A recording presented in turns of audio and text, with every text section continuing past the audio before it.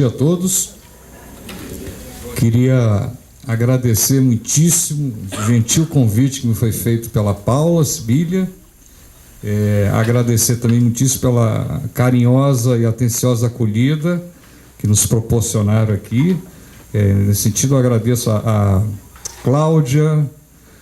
Fabiola, Mariana, Letícia, Pamela, Tayane, Janaína e os demais colegas que ajudaram a organizar esse evento. Queria cumprimentar os colegas, o professor Paulo Vaz e o professor Joel Birman. E vou desenvolver um tema que não saiu exatamente como eu queria, mas eu espero que atenda um pouco às expectativas de vocês. Bom, não importa tanto se pertencentes à classe média ou à classe média baixa da população e, indiferentemente em termos de terem estudado em escolas públicas ou em escolas particulares, aqueles que viveram sua adolescência em cidades grandes no decorrer dos anos 1970, na esteira do chamado milagre brasileiro, e em meio, seja ao clima repressivo instaurado pela ditadura militar, seja ao clima permissivo hedonista que acompanhou a explosão de uma cultura pop em nosso país, provavelmente hão de concordar quanto ao fato de que tanto a experiência de ser jovem naquela época,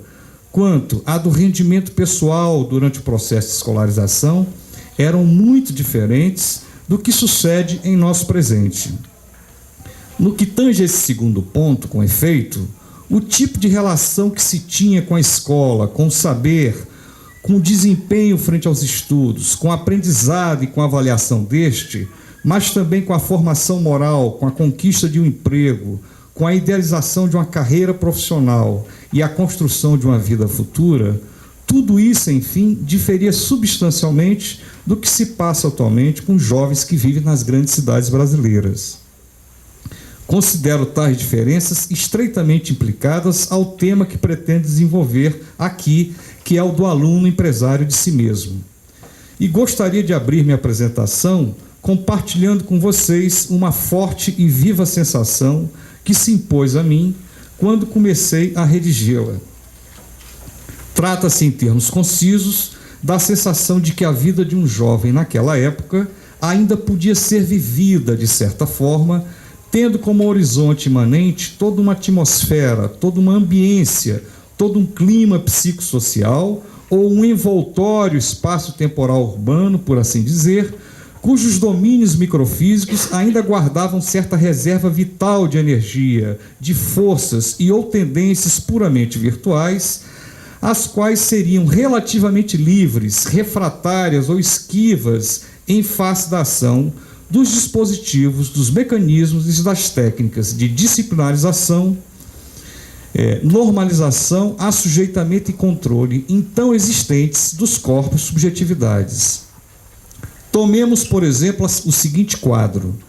De certo que os adolescentes eram comumente alertados e recorrentemente lembrados de que a educação lhes seria importante para toda a vida, assim como também eram pressionados em maior ou menor medida pelos pais, pelos demais familiares e por seus professores a se esmerarem nos estudos, de modo a aumentarem as chances de se tornarem alguém algum dia, ou seja, de que tivessem algum futuro, como se costumava dizer. Naquela época, todavia, a despeito da presença de uma orientação moral que pregava a primazia da obrigação frente à diversão, os tipos de implicação mais corriqueiros aos estudos, sobretudo externamente à escola, davam-se envolvendo certa gratuidade, certa fruição livre, displicente e às vezes até mesmo desinteressada do tempo e do espaço, sendo as tarefas escolares revezadas com passeios de bicicleta, peladas, inúmeras brincadeiras e jogos, horas frente à TV, idas à praia, ao clube e a esses verdadeiros templos de consumo que eram os shopping centers, os quais, então, começavam a marcar de maneira mais ostensiva sua presença nas paisagens urbanas. Além disso, as tarefas escolares se revezavam ainda com o trabalho, no caso dos que precisavam ajudar os pais no sustento da família, e, por fim, com os frequentes encontros com a turma de amigos e amigas do prédio ou da rua, encontros esses em que, aliás, podia se fazer de tudo um pouco, ou, ao contrário, simplesmente não se fazer nada. Por outro lado, praticamente todos os adolescentes ouviam repetidas vezes dos adultos a expressão tempo é dinheiro, certamente uns mais do que outros, mas ao mesmo tempo dava-se de ombros com isso, como se não significasse grande coisa, como se não tivesse um peso, um apelo mais substanciais para quem ainda não havia adentrado a vida adulta com todas as responsabilidades e compromissos que esta encerra e impõe. Ou ainda, como se esse misto de alerta e advertência não fosse ainda capaz de causar maiores ansiedades, angústias e inseguranças. Nesse primeiro quadro, apenas levemente sugerido, não se observava ainda algo que só daria o ar de sua presença alguns anos depois, a partir da segunda metade dos anos 1970. Mesmo que de maneira tímida, configurando aos poucos um segundo quadro. Esse algo a que me refiro era um incômodo sentimento de estar se enredado cada vez mais num clima ou ambiência atravessados por certa competitividade, seja na escola, seja nas relações interpessoais e, inclusive, na prática de alguns esportes mais acessíveis, como o futebol, a natação, o surf, o judô, o skate e o voleibol. Sem que a entrada em cena desse incômodo e sem que essa mudança de ares fossem processos facilmente perceptíveis, era como se, por um lado, tudo, num período relativamente curto de tempo, houvesse sido convertido em competição, introduzindo, portanto, uma nova agonística nas relações de sociabilidade. E, por outro, como se as competições se multiplicassem discretamente por toda parte, nas mais diversas esferas da vida, sem esquecer que se tornavam cada vez mais codificadas e regulamentadas. Numa ambiência como essa, num clima com tais características, como bem mostrariam os anos posteriores, tudo se dava como se o valor de cada indivíduo passasse a depender cada vez mais dos resultados de suas performances nos mais diversos setores de sua existência. Assim, o valor de cada indivíduo se tornava aos poucos objeto de uma exigência, qual seja a de recorrentemente demonstrá-lo pelo seu desempenho e atestá-lo pela avaliação deste, como se a vida do adolescente fosse sequestrada por um novo dispositivo de exame e controle perpétuos, desde o qual ela seria valorada positiva ou negativamente, resultando daí o aumento ou diminuição de sua margem de inclusão social.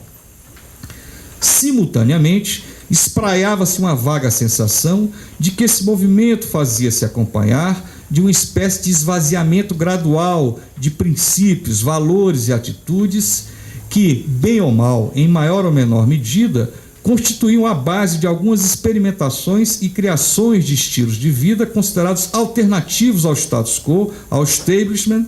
ao que era da ordem da tradição, a despeito dessas práticas alternativas já terem se constituído desde o final dos anos 1960 em objetos privilegiados de investimento do capital e de terem sido relativamente assimiladas à cultura de massa e ao mundo do entretenimento, perdendo assim algo de seu caráter transgressor, marginal e iconoclasta. De todo modo, quão diferente era esse quadro em relação àquele primeiro, em que, se havia certo desconforto decorrente da pressão exercida para se obter bons resultados na escola, esse desconforto era muito mais localizado, situando-se, por exemplo, em primeiro lugar, na passagem dos anos dos estudos primários aos estudos ginasiais, quando os alunos se deparavam com um temível exame de admissão. E, em segundo, quando se deparavam, anos depois, com os não menos difíceis e estressantes exames do vestibular. Foi justamente nesse momento, isto é, aproximadamente a partir da segunda metade da década de 1970, que não só se deu uma verdadeira explosão de cursinhos pré-vestibulares no Brasil, com toda a tensão e o frisson que eles envolviam e disseminavam entre os alunos, mas também o início, o aparecimento dos primeiros sinais da difusão entre nós do que eu chamo de cultura do empreendedorismo. Ora, avançando-se um pouco no tempo, de uns 15 a 20 anos para cá, tornou-se mais e mais comum vermos pré-adolescentes levando para seus pais folders promocionais sobre cursos, oficinas, projetos e ou seminários ligados ao empreendedorismo ou a uma educação empreendedora. Folders esses fabricados seguindo os ditames de um marketing extremamente agressivo e sedutor e que lhes foram entregues nas escolas onde estudam, sobretudo quando matriculados em escolas particulares. Não raro, mas nem sempre de forma explícita, esses instrumentos promocionais endereçam aos pais o que eu considero ser uma espécie de chantagem, tendo em vista as condições de vida a que fomos e a que ainda estamos sendo submetidos desde a despolarização geopolítica do planeta, do advento do neoliberalismo e da desregulamentação do mundo do trabalho, com todas as incertezas, inseguranças e precariedades daí advindas. Essa chantagem, montada com base em princípios e valores oriundos de um ethos empresarial, corporativo, põe em dúvida o amor e a dedicação desses mesmos pais em relação aos seus filhos, com o intuito de fragilizá-los e, num segundo momento, de fisgá-los como consumidores, doravante permanentemente endividados, de serviços educacionais, psicopedagógicos e gerenciais. A chantagem a que me refiro supõe, invariavelmente, uma indagação. Vocês, pai e mãe, querem que seus filhos se tornem vencedores, winners, ou vão correr o risco de vê-los se tornarem fracassados, losers? Uma variante dessa indagação é: vocês, pais, desejam a felicidade ou a infelicidade de seus filhos? Vale assinalar, de passagem, que muito raramente, se é que isso acontece, os sentidos de sucesso, fracasso, felicidade e infelicidade são colocados em discussão, como se fosse supérfluo, se não desnecessário, problematizá-los. De qualquer modo, uma vez sugeridas e colocadas em cena tais questões, o passo seguinte da chantagem consiste em condicionar o sucesso ou a felicidade dos filhos, indiretamente, o sucesso ou a felicidade da maternidade e da paternidade, a adesão de toda a família aos princípios e valores do empreendedorismo e aos imperativos de uma educação empreendedora. Em princípio, o que se vende é a ideia de que essa adesão pacificaria, mesmo que provisoriamente, um mal-estar que rondaria a família. Gerado de forma artificial e estratégica, esse mal-estar constitui, na verdade, um efeito, dentre outros, da ação de todo um dispositivo de governamento das condutas infanto-juvenis e das condutas familiares e paternas. Dispositivo esse que mescla tanto orientações e técnicas de cuidar de si, de investimentos em si mesmo, prescrita pelos discursos médico-psi e psicopedagógico, quanto enunciados, orientações e técnicas de condução da própria conduta, prescritas pela literatura de autoajuda e pelos novos gurus e experts da área do management. Ainda no tocante a esse assunto, pelo menos no que se refere a esses dois primeiros tipos de discurso, o médico-psi e o psicopedagógico, os quais ganharam novos contornos na paisagem contemporânea, Maria Rita de Assis César, de forma muito perspicaz e oportuna, já havia nos chamado a atenção para o fato curioso de que ambos frequentemente fazem alusão a uma série de crises que tiveram lugar na transição entre a sociedade industrial e a sociedade pós-moderna, diagnosticando seus efeitos perniciosos junto às relações familiares, junto à infância, à adolescência, etc., mas sem que, todavia, se impliquem eles próprios com as práticas que lhes são correlatas como elementos constituintes dessas crises, dando a entender, por conseguinte, que guardariam exterioridade em relação às mesmas. Isso sinaliza, indiretamente, o quão estreita, tosca e despolitizada tem sido tanto a formação quanto a atuação profissionais, atuação dos profissionais dos campos médico, psi e psicopedagógico. O mais importante, a meu ver, contudo, é que esse segundo quadro, que tracei de forma muito sumária, coloca pais e filhos como que caminhando e vivendo sob o fio da navalha, induzindo-os a experimentar uma série de dilemas, sofrimentos e inseguranças, bem como a padecer de uma dependência crescente de um exército de especialistas em gestão comportamental. Daí o motivo de o subtítulo de minha apresentação ser Corpos Turbinados e Subjetividades Desarranjadas. Fiquei espantado recentemente ao saber, pela leitura de um ótimo artigo de João Freire Filho, que o best-seller de Sami Tiba, Quem Ama, Educa, publicado em 2003, encontra-se atualmente em sua 161ª edição. Vou repetir, 161ª edição.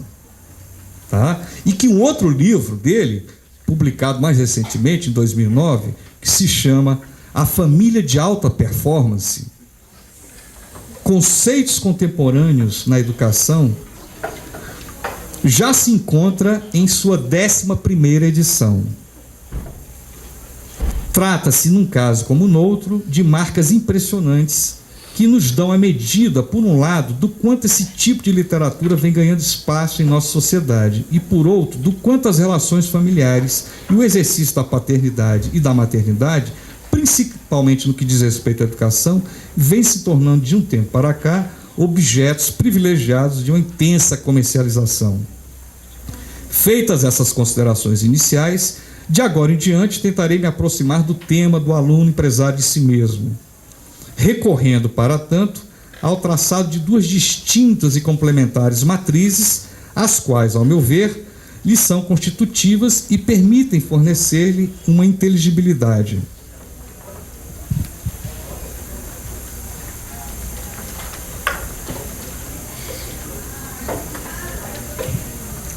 A primeira dessas matrizes remete ao modo como,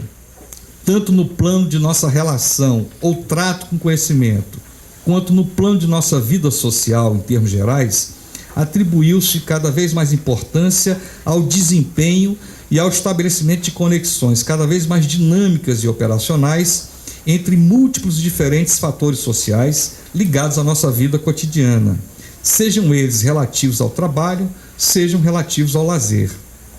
Na falta de uma melhor expressão, vou designar essa primeira matriz como aquela que valoriza um hiperativismo performático,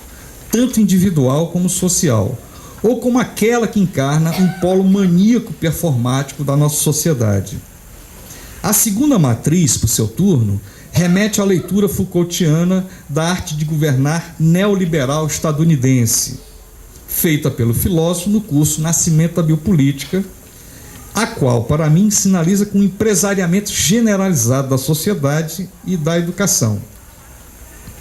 No cruzamento dessas duas matrizes e deduzindo alguns de seus efeitos, creio ser possível encontrar alguns importantes elementos e pistas capazes de explicar a emergência desse aluno empresário de si mesmo, de descrever seus principais traços característicos, bem como apontar alguns impasses e dilemas com os quais ele se vê obrigado a lidar em nosso presente. Então, passo agora a explorar a primeira matriz. Nos desdobramentos da Revolução Industrial, sob a égide do processo de mundialização, capitaneado por um capitalismo de tipo industrial e pela espiral tecnológica, observou-se tanto um crescimento quanto uma dinamização das grandes cidades, sinalizados, dentre outros fatores, por uma notável aceleração do tempo, pelo encurtamento das distâncias e pela intensificação dos fluxos, sobretudo das comunicações. Em ressonância com esses fenômenos, como que sugerindo uma tendência generalizada, observou-se também uma crescente racionalização e a instrumentalização das práticas e dos saberes científicos, bem como de outros processos vinculados à produção, ao funcionamento e à administração das diversas organizações sociais, tanto públicas quanto privadas. Com o liberalismo, os mecanismos da troca e da concorrência se impuseram como cruciais à lógica da acumulação do capital. E, particularmente a partir de algumas formulações de Schumpeter, a questão da inovação nela passou a assumir especial relevância. no domínio da produção de conhecimentos, e isso irá repercutir consideravelmente nos novos rumos a serem dados à educação. Tudo se passa como se houvesse uma forte pressão para que o conhecimento pudesse ser convertido em algo objetivo, mensurável, passível de operacionalização e aplicação prática, principalmente no campo da produção, e isso o mais imediatamente possível. Ora, tentemos estabelecer, mesmo que de forma breve e superficial,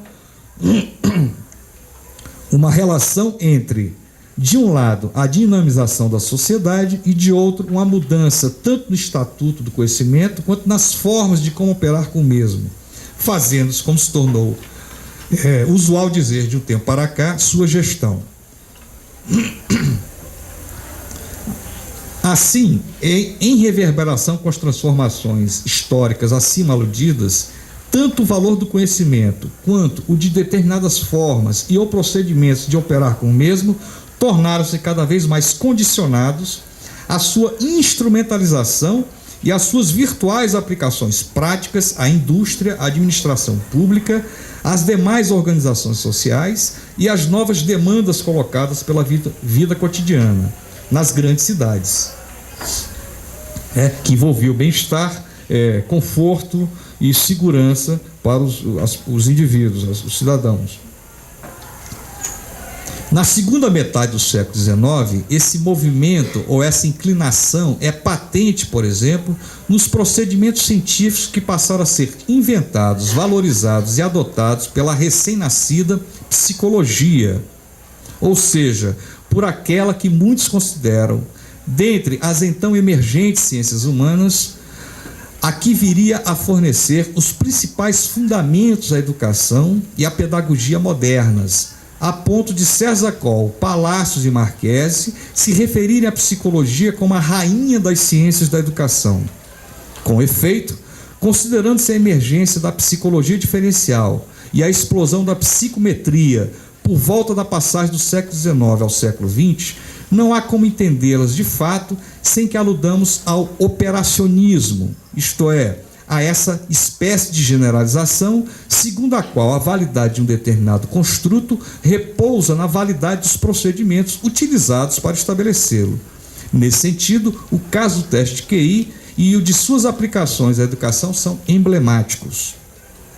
Por outro lado, contudo, essa tendência à valorização do que era funcional, operacional, prático e que, assim concebido, passou a ser considerado útil e imbuído de uma forte positividade, pois bem, essa valorização ainda caminhava, bem ou mal, relativamente sintonizada com um esquema ou dispositivo de legitimação no qual tanto a produção de conhecimentos quanto a significação da ciência e da instituição universitária tinham em si mesmas asseguradas sua existência e sua renovação, associadas que estavam ao ideal da busca desinteressada pela verdade e ao ideal civilizatório e emancipatório do iluminismo.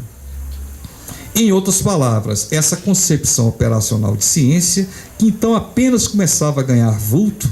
que concebia a ciência como uma espécie de tecnologia intelectual,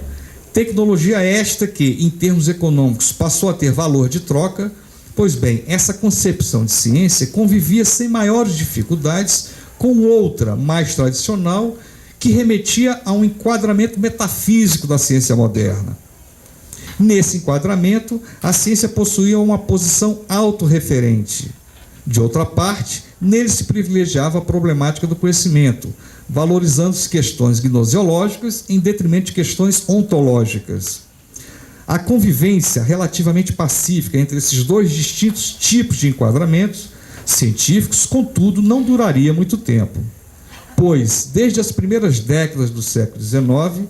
tanto o segundo deles quanto a própria relação que se costumava manter com a verdade entraram em crise, dando lugar à instituição e à afirmação de um novo tipo de enquadramento, doravante ancorado em novos princípios, tais como de aumento de potência ou otimização dos desempenhos de sistemas, o de eficácia e o de inovação. Daí por diante, foram esses os novos princípios legitimadores da produção científico-tecnológica, devendo-se acrescentar apenas que eles tenderam a significativa radicalização a partir da entrada em cena, já no século XX, de um paradigma cibernético, informático e informacional e, em segundo lugar, a partir das revoluções nas tecnologias da informação, da comunicação e nas biotecnologias. Todo esse processo ensejando, por exemplo, uma impressionante complexificação do social, uma hiperaceleração do tempo, a globalização, a configuração de um capitalismo imaterial, financeiro, conexionista, transnacional e, por fim, a criação da própria internet. Tanto o processo de deslegitimação do enquadramento metafísico da ciência, quanto o processo de legitimação desse novo enquadramento cibernético informacional constitui inflexões que marcaram a transição entre a modernidade e a sociedade pós-industrial. Inflexões estas brilhantemente apontadas por Jean-François Lyotard na obra A Condição Pós-Moderna, originalmente publicada em 1979. Como consequência desse processo, no qual já não importava muito a afirmação da verdade, senão a localização de erros, com vistas a aumentar o desempenho e a eficácia, tanto a produção do conhecimento quanto o desenvolvimento de tecnologias e o funcionamento da própria universidade ganham novos contornos. Antigas e consagradas disciplinas se desfazem, ao passo que outras, novas, são constituídas. A complexidade, a especialização, a inter e a transdisciplinaridade passam a ser cultuadas, devendo a gestão do conhecimento operar de acordo com um novo modelo, uma lógica das redes. Novos centros e institutos de pesquisa são criados, financiados, seja pela iniciativa privada, seja pelo Estado, tendo como um de seus objetivos o de encurtar, senão de suprimir o abismo existente entre, de um lado, os princípios e orientações, muitos deles considerados obsoletos, prevalecentes nas instituições públicas de ensino e pesquisa, responsáveis pela formação técnica e de nível superior, e, de outro, a realidade do mercado, na qual a agilidade, a criatividade, a flexibilidade, a eficácia, a eficiência, a inovação, tais como concebidas e praticadas pelas corporações, passaram a dar o tom. Eis assim de uma forma, dentre outras possíveis, de se assinalar a transição histórica que serve de móvel e problema a esse nosso seminário. Isto é, a esse movimento que vai das paredes às redes. As paredes aqui, tomadas em sentido metafórico, simbolizadas por uma antiga e rígida distribuição, compartimentalização, hierarquização e disciplinarização das ciências, das disciplinas e dos saberes científicos. Trata-se de uma tendência que se generalizou de forma considerável, operando não só no campo da produção e da gestão de conhecimentos, mas também na reorganização da sociedade como um todo, dinamizando-a de forma inédita e o que, inevitavelmente, terminou por repercutir também junto às instituições educacionais, dando ensejo, por exemplo, à indagação sobre se a escola seria capaz de assimilá-la a contento, colocando os dois pés na pós-modernidade, encaixando-se às mutações contemporâneas, ou, ao contrário, se correria o risco de perder sua legitimidade e seu sentido como instituição formadora, tornando-se assim obsoleta. Então, encerra aqui essa caracterização que eu fiz da primeira matriz, passa a explorar a segunda, que diz respeito ao empresariamento generalizado da sociedade e da educação.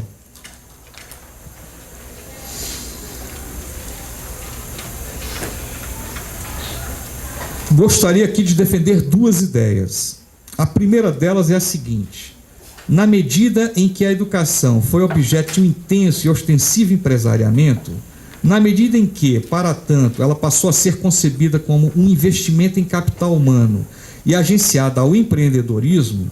convertendo-se por isso mesmo numa educação eminentemente empreendedora, contribuindo para afirmar e disseminar a forma empresa e a concorrência como princípio formalizador e dinamizador de toda a sociedade, ela se tornou, em consequência, estrategicamente útil à implantação de uma nova arte de governar neoliberal, agora ao estilo estadunidense, não mais ao estilo do ordoliberalismo alemão. A segunda ideia, por sua vez, é a seguinte: de que essa nova arte de governar se utilizou da educação para produzir um novo homo economicus, cujos principais traços são, de um lado, ser ele uma espécie de indivíduo microempresa, ou, caso se prefira, um indivíduo empresário de si mesmo, hiperativo, performático e permanentemente excitado e endividado.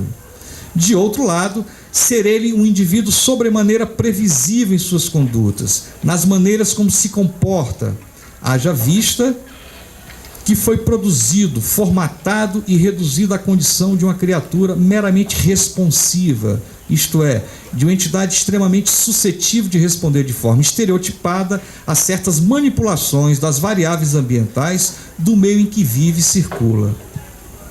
Trata-se, portanto, de um indivíduo não só dócil ao governo e ao governamento, mas de um indivíduo que, não bastasse isso, clama por um maior monitoramento, controle e direção de sua vida. Para que se entenda a emergência do aluno empresário de si mesmo e a caracterização de alguns de seus principais atributos, se bem que necessário, não basta, entretanto, apenas vinculá-los a um movimento mais amplo de empresariamento da sociedade e da educação.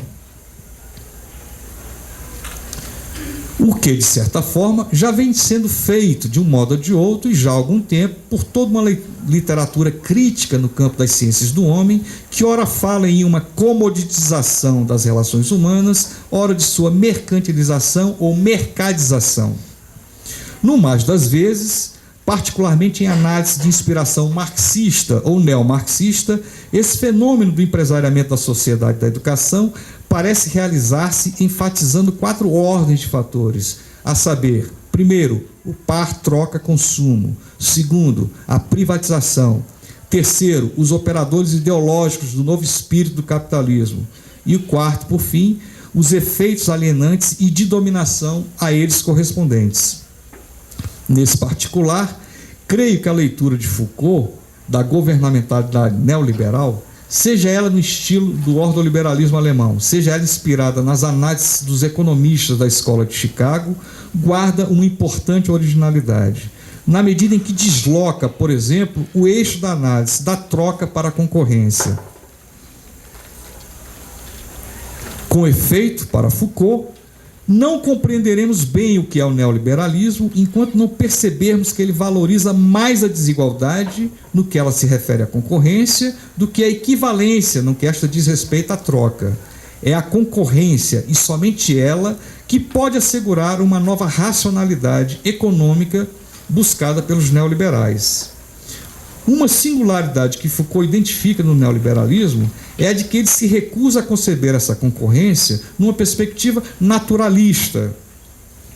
desde a qual ela estaria associada a um jogo natural entre indivíduos e condutas, pois, na realidade, a concorrência teria mais propriamente a ver com um jogo formal de desigualdades. Por outro lado, aos olhos dos neoliberais, segundo Foucault, a concorrência constitui simultaneamente um princípio formal e um objetivo que está sempre por ser perseguido e atingido,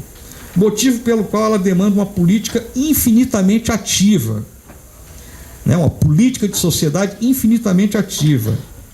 Esta, por sua vez, vai ser realizada, sobretudo, por 2 movimentos complementares. Em primeiro lugar,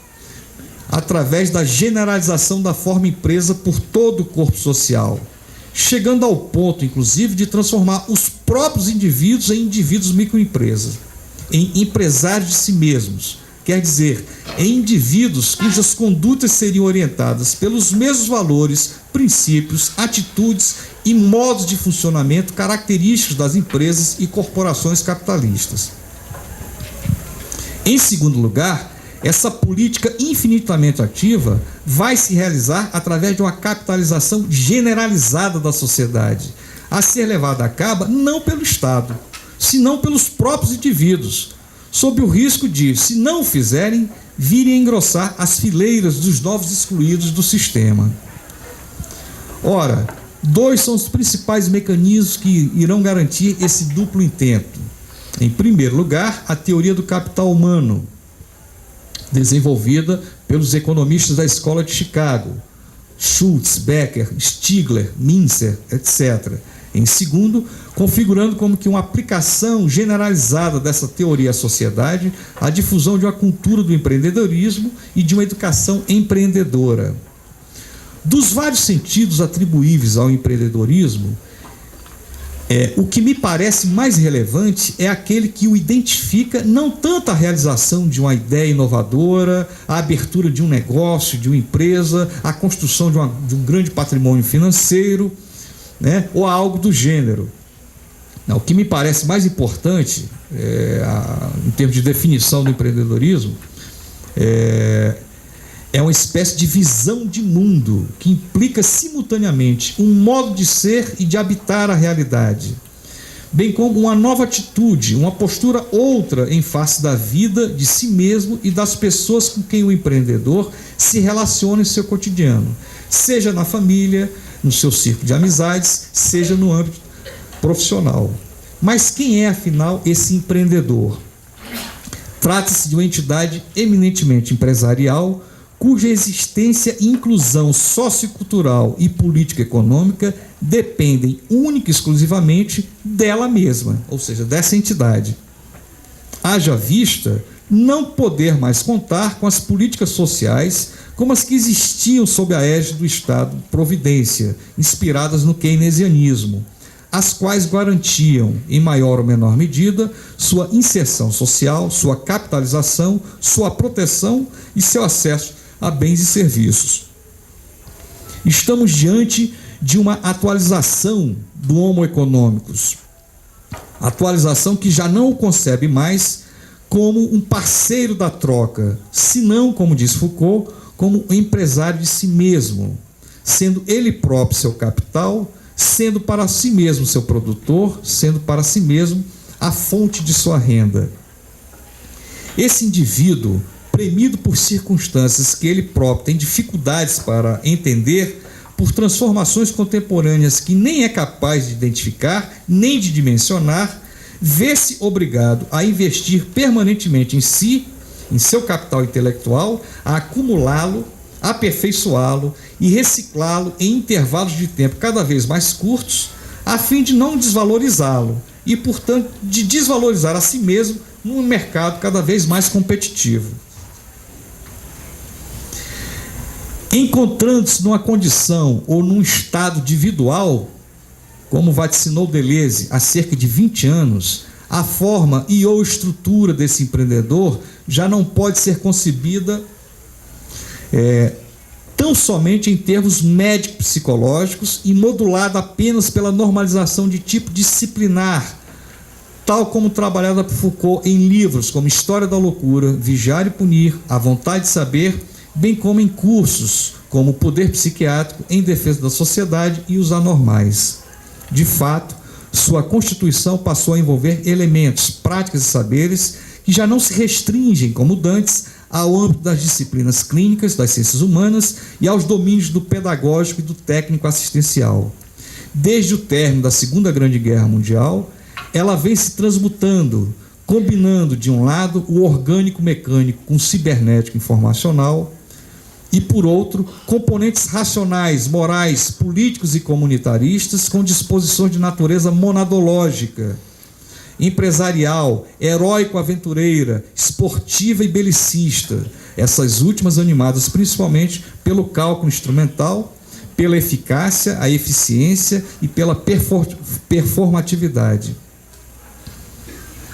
É justamente por isso que os peritos dos campos médico-psi e psicopedagógico têm sido obrigados a dividir o governamento e a direção das condutas dos empresários de si mesmos com os gurus da autoajuda, do management e coaches que mesclam esses dois domínios com o do mundo esportivo.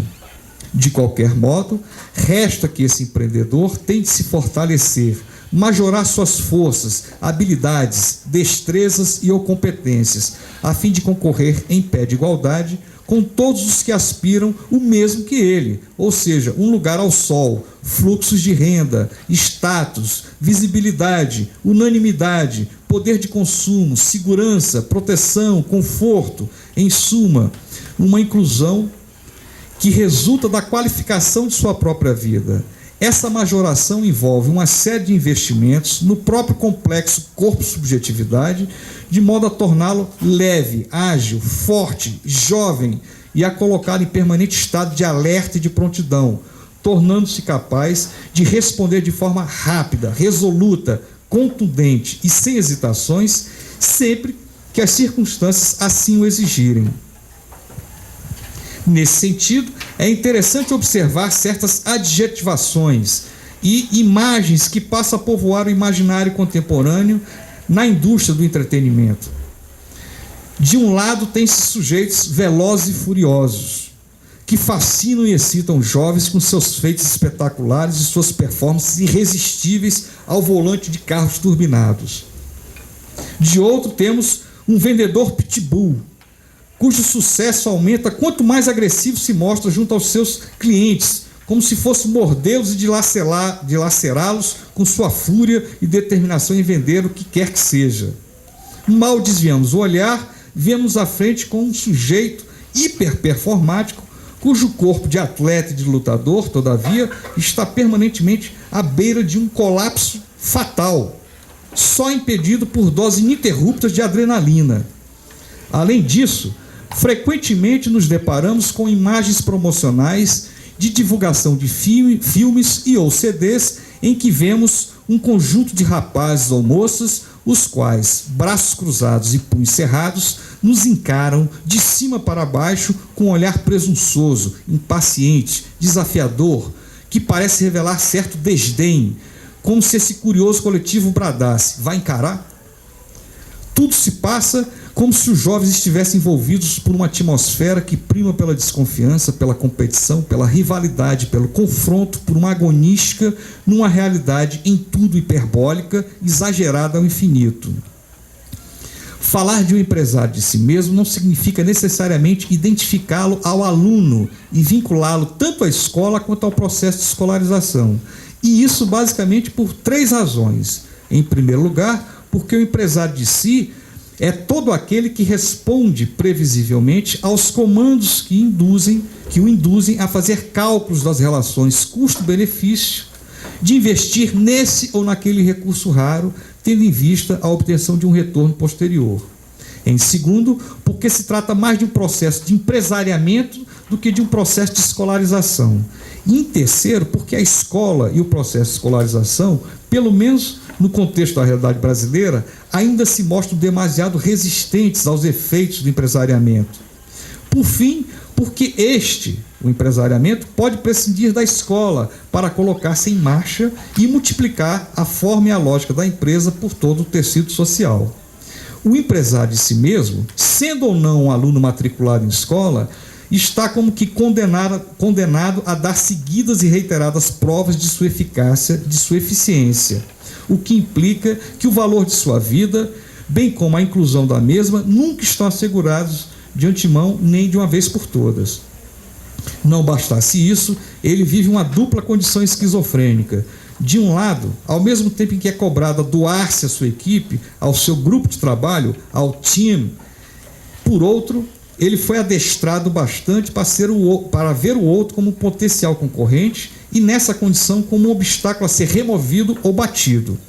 Em segundo lugar, ao mesmo tempo em que é instado a singularizar-se, a marcar uma diferença em seu modo de existir, parece dar-se conta de que, na verdade, não faz outra coisa senão deixar-se cair presa em um sistema de rebatimentos e de redundâncias, no qual o que se repete é o mesmo.